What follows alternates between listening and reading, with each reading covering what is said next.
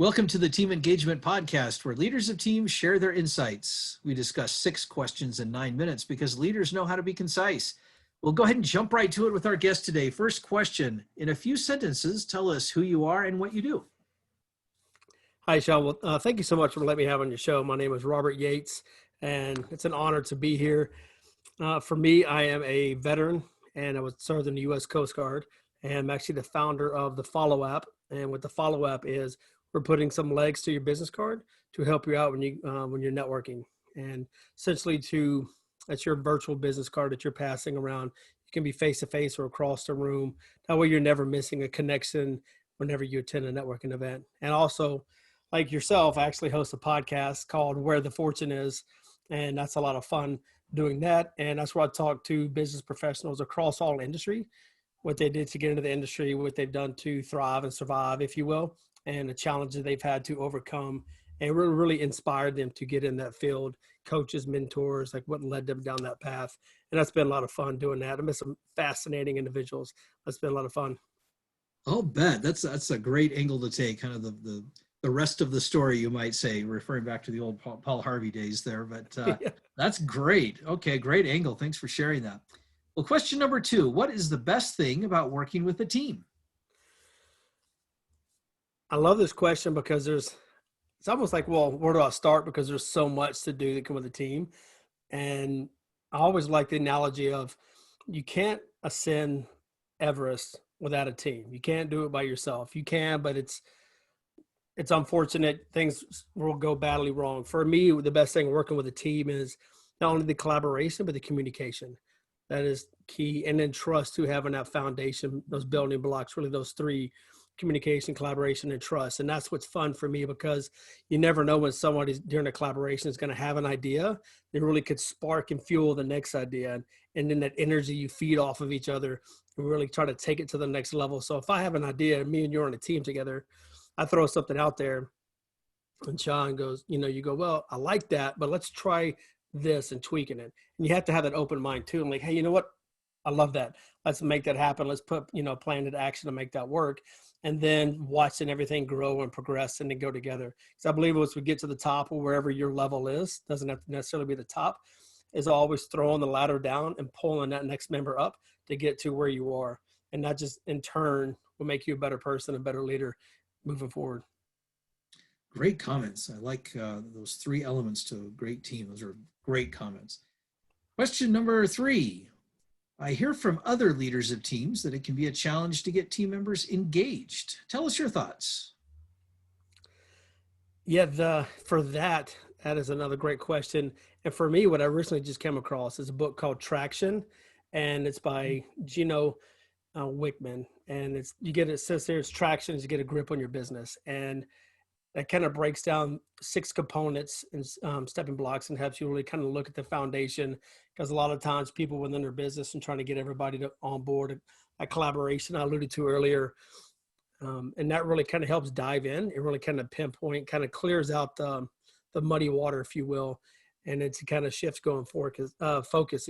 So I would say I'm a big person. I'm not very an avid reader. I'm becoming more of an avid reader because I need that for my team, for myself, and that internal growth, if you will, and for the team growth.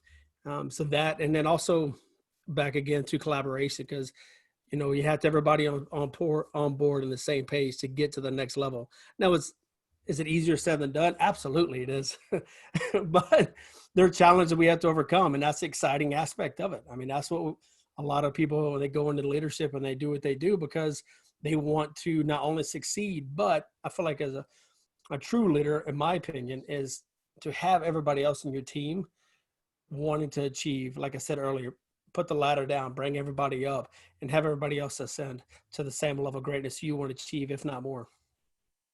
Great perspective on helping people to grow and to fill into a role. I think that's a great perspective, great leadership perspective. Question number 4, what other piece of advice do you have for leaders of teams?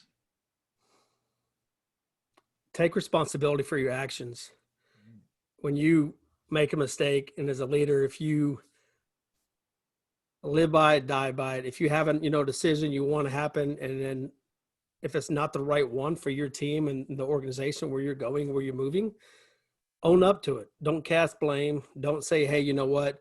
We didn't succeed because, these 5 individuals didn't do it. If you made the decision and that's the path you wanted to go on, then that's it. Like, that's okay. And then you're not always going to get it right. And know that too, that own up to your mistakes, definitely take responsibility, and just know that you're not always going to get it right. And if you have a solid team around you, they understand that. And then that just goes to the open line of communication I talked about earlier, to having that, because if you hide behind that and try to hide in the shadows, then your team will sniff that out, and then it starts to crumble. And then that huge, major foundation, if you will, of trust, that building block of trust, is going to start to crack and weaken, and you're going to start seeing people jump ship and leave your organization.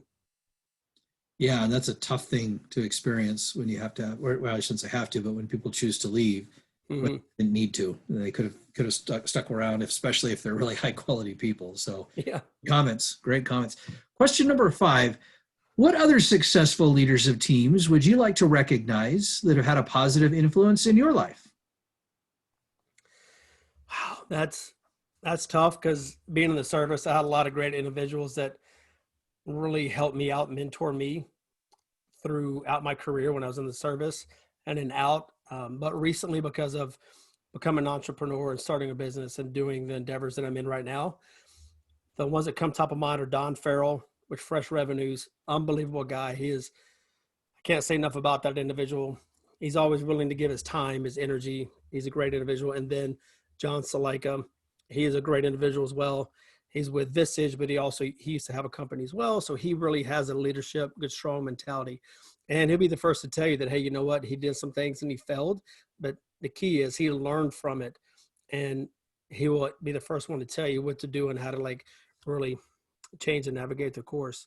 And then people too, if they reach out to leaders, or it goes back to earlier saying you have to be open-minded. So when you're talking to these leaders or mentors, if you will, and somebody gives you some feedback, even if it's constructive criticism, take it and own it and move forward, because that's the only way you're really truly going to grow too as a person.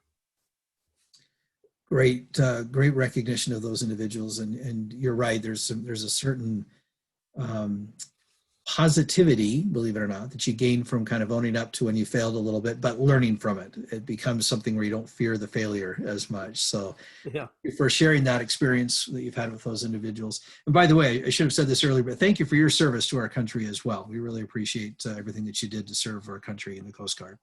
Oh, thank you. Your last question, tell us about your first job. That one there is, I laugh because I didn't take it as serious as I should have. I was 16.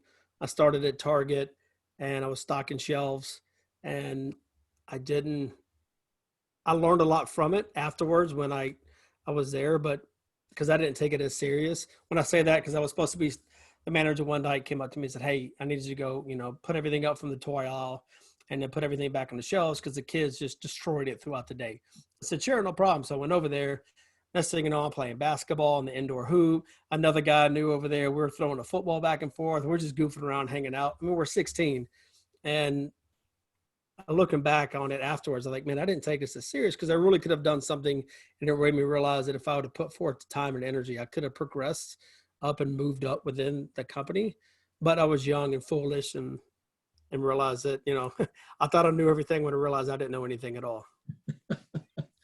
Thanks for sharing that and for being a little bit vulnerable on that too. But I don't know how many of us were truly responsible or very mature about things when we were 16. So. Yeah. Well, Robbie, thank you so much for being on the podcast today. How can people find you? Yeah, it's really easy. My last name is Yates, Yates. So on Twitter, it's at Robbie, Robby, Yates, Yates 5.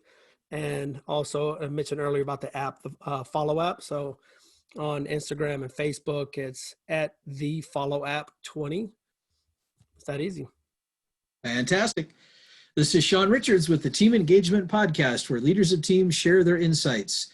For more ideas, you can go to teamengagementpodcast.com and download our engagement booster tip sheet. That'll give you some ideas on what you can do from hiring all the way to the time we have to part ways with an employee on how to boost engagement all the way through.